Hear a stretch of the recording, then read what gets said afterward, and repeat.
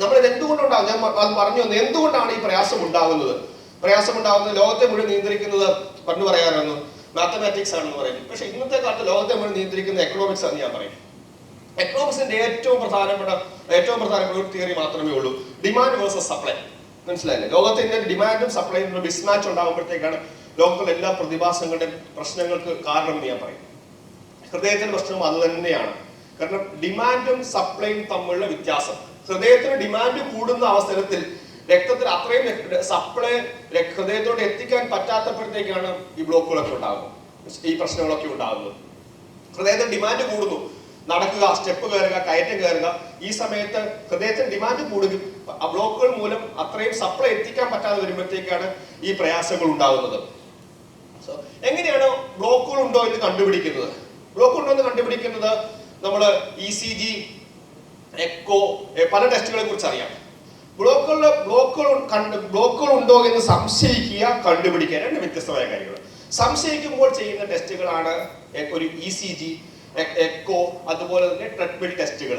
Treadmill എന്ന് പറഞ്ഞാൽ നമ്മൾ ഏറ്റവും സാധാരണമായിട്ട് ബ്ലോക്ക് ഉണ്ടോ സംശയിക്കുന്ന ടെസ്റ്റാണ് ട്രെഡ്മിൽ ടെസ്റ്റ്. എന്തുകൊണ്ടാണ് അത് ചെയ്യുന്നത്? കാരണം നമുക്കറിയാം, ഞാൻ പറഞ്ഞു, നമ്മൾ ലക്ഷണങ്ങൾ ഉണ്ടാവുന്നത് നടക്കുമ്പോഴത്തേക്ക് അല്ലെങ്കിൽ എക്സസൈസ് ചെയ്യുമ്പോഴത്തേക്കാണ്. നമുക്ക് ഈസി ആയിട്ട് ചെയ്യാൻ പറ്റുന്ന ഒരു എക്സസൈസ് ഒരു ടെസ്റ്റ് എന്ന് പറയുന്നത് നമ്മളെ നടത്തി നോക്കുക. നമ്മൾ നടത്തി നോക്കുമ്പോൾ രണ്ട് കാര്യങ്ങൾ മാത്രമേ, നമ്മൾ സാധാരണ നടക്കുന്നതിൽ നിന്ന് വ്യത്യസ്തമായിട്ട് രണ്ട് കാര്യങ്ങൾ മാത്രമേ അവിടെ സംഭവിക്കുന്നുള്ളൂ. ഒന്ന് എന്ന് പറയുന്നത്, നമ്മളോട് ചോദിക്കും, അത് ചെയ്യുന്ന ആളെ ചോദിക്കും, നിങ്ങൾക്ക് പ്രയാസം ഉണ്ടായോ എന്ന് ചോദിക്കും, അല്ലെ? നമുക്ക് പ്രയാസം ഉണ്ടായെങ്കിൽ ഉണ്ടാകുന്നുണ്ടോ എന്ന് നോക്കുന്നു. രണ്ടാമത്തേത്, നമ്മുടെ ECGക്കകത്ത് എന്തെങ്കിലും വ്യത്യാസം ഉണ്ടാകുന്നു എന്ന് നോക്കുന്നു. ഇതാണ് ഒരു TMT നമ്മൾ നടത്തുന്നത്. ഒരു കാര്യം മനസ്സിലാക്കുക, TMT എന്ന് പറയുന്നത് അബ്സല്യൂട്ട് ആയിട്ട് 100% സെൻസിറ്റീവോ 100% സ്പെസിഫിക്കോ ആയ ഒരു ടെസ്റ്റ് അല്ല. മനസ്സിലായില്ലേ? അതായത് TMT പോസിറ്റീവ് ആണ് എങ്കിൽ നമുക്ക് ഹൃദ്രോഗം ഉണ്ട് എന്ന് 100% നമുക്ക് ഉറപ്പിക്കാൻ സാധിക്കില്ല. TMT നെഗറ്റീവ് ആണ് എങ്കിൽ ഒരു ഹൃദ്രോഗം ഇനി ഉണ്ടാകുകയില്ല എന്ന് നമുക്ക് പറയാനും സാധിക്കില്ല. മനസ്സിലായില്ലേ? അതുകൊണ്ട് നമ്മൾ ഒരു TMTയുടെ ഏത് ടെസ്റ്റിനും നമ്മൾ നോക്കുന്ന രണ്ട് കാര്യങ്ങൾ വഴിയാണ്. ആ ടെസ്റ്റിന്റെ സെൻസിറ്റിവിറ്റിയും സ്പെസിഫിസിറ്റിയും അനുസരിച്ചിരിക്കും. അതുകൊണ്ട് TMTയുടെ സെൻസിറ്റിവിറ്റിയും സ്പെസിഫിസിറ്റിയും മാക്സിമം ഒരു 60 മുതൽ 70% മാത്രമേ ഉള്ളൂ. മനസ്സിലായില്ലേ?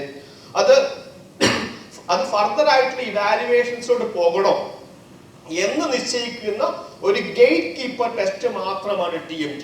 മനസ്സിലായില്ലേ? ഏറ്റവും പ്രധാനപ്പെട്ടത് രോഗിയുടെ റിസ്ക് ഫാക്ടേഴ്സ്, രോഗിയുടെ റിസ്ക് എന്തുമാത്രമുണ്ട്, ഇതിനൊക്കെ അനുസരിച്ചായിരിക്കും TMTയെ ഡോക്ടർ വിലയിരുത്തുന്നത്. അതുകൊണ്ട് TMT എനിക്ക് ചെയ്തു, പിന്നെ ഹൃദ്രോഗം ഉണ്ടാവില്ല, അപ്പോൾ ബ്ലോക്ക് ഇല്ല എന്ന നിഗമനത്തിലേക്ക് എത്തരുത്. പലപ്പോഴും നിരാശയോടുകൂടി എനിക്ക് പലപ്പോഴും പറ്റിയുള്ള ഒരു അവസ്ഥ എന്ന് പറയുമ്പോഴത്തേക്കും TMT കഴിഞ്ഞിട്ട് ഒരു 8-10 മിനിറ്റ് നല്ല എക്സസൈസ് ഒക്കെ ചെയ്ത് രോഗിയെ വളരെ കൺകാലേറ്റ് ചെയ്ത് വിട്ടു. കൊള്ളാം, നന്നായിട്ടുണ്ട്, ഇപ്പം കുഴപ്പമൊന്നുമില്ല, ധൈര്യമായിട്ട് പോവാൻ, എന്തെങ്കിലും പ്രശ്നങ്ങൾ ഉണ്ടായിട്ടുണ്ടെങ്കിൽ തിരിച്ചു വരിക എന്ന് പറഞ്ഞിട്ട് അന്ന് വൈകുന്നേരം തന്നെ ആശുപത്രിയിൽ ഹാർട്ട് അറ്റാക്ക് ആയിട്ട് വന്ന രോഗികളെയും കണ്ടിട്ടുണ്ട്. മനസ്സിലായില്ലേ? അതുകൊണ്ട് TMT ഏറ്റവും പ്രധാനപ്പെട്ട ടെസ്റ്റ് ആണെന്ന് നിങ്ങൾ കരുതരുത്. ഹാർട്ട് അറ്റാക്ക് ബ്ലോക്കുകൾ ചികിത്സിച്ചില്ല എങ്കിലാണ് ഹാർട്ട് അറ്റാക്കിലേക്ക് പോകുന്നത്. എന്താണ് ഹാർട്ട് അറ്റാക്ക്? ഞാൻ പറഞ്ഞു, ഹാർട്ട് അറ്റാക്ക് എന്ന് പറയുമ്പോൾ ഇംഗ്ലീഷിലുള്ള മയോകാർഡിയൽ ഇൻഫാക്ഷൻ, ഹൃദയത്തിന്റെ മസിലുകൾ നശിച്ചു പോകുന്ന അവസ്ഥ. ഇൻഫാക്ഷൻ എന്ന് പറയുമ്പോൾ നശിക്കുന്ന അവസ്ഥ. ബ്ലോക്കുകൾ ഉണ്ടാകുമ്പോൾ രക്തോട്ടക്കുറവ് മാത്രമേ മസിലുകൾക്ക് സംഭവിക്കുന്നുള്ളൂ. എന്നാൽ ഹാർട്ട് അറ്റാക്ക് ഉണ്ടാകുമ്പോൾ ഹൃദയത്തിന്റെ മസിലുകൾക്ക് ക്ഷതമുണ്ടാകുന്നു. എങ്ങനെയാണ് ബ്ലോക്ക് ഉണ്ടാകുന്നത്? അറ്റാക്ക് ഉണ്ടാകുന്നത് ഹൃദയത്തിന്റെ ബ്ലോക്കുകൾക്കകത്ത് രക്തക്കട്ടകൾ വന്ന് അടയുന്നു. മനസ്സിലായില്ലേ? ബ്ലോക്ക് പ്ലസ് ബ്ലഡ് ക്ലോട്ട് സമം ഹാർട്ട് അറ്റാക്ക്. ഈ ബ്ലഡ് ക്ലോട്ട് ഉണ്ടാകുന്ന പ്രക്രിയ വളരെ പെട്ടെന്നുണ്ടാകുന്ന ഒരു പ്രക്രിയയാണ്. മനസ്സിലായില്ലേ? വളരെ പെട്ടെന്നുണ്ടാകുന്നതാണ്. ആ ബ്ലോക്കുകളുടെ പുറത്ത് ഒരു ചെറിയ പാട പോലെ ഒരു ആവരണമുണ്ട്. ആ ആവരണം പെട്ടെന്ന് പൊട്ടിപ്പോകുന്നു. ആ പൊട്ടിപ്പോകുമ്പോൾ അവിടെ രക്തക്കട്ടകൾ ഉണ്ടാകുന്നു. ആ രക്തക്കട്ടകൾ ഹൃദയത്തിന്റെ രക്തഓട്ടം പൂർണ്ണമായോ ഭാഗികമായോ, ഒന്നുകൂടെ പറയുകയാണ്, പൂർണ്ണമായോ ഭാഗികമായോ കുറയ്ക്കുന്നു. അന്നേരമാണ് ഹാർട്ട് അറ്റാക്ക് ഉണ്ടാകുന്നത്.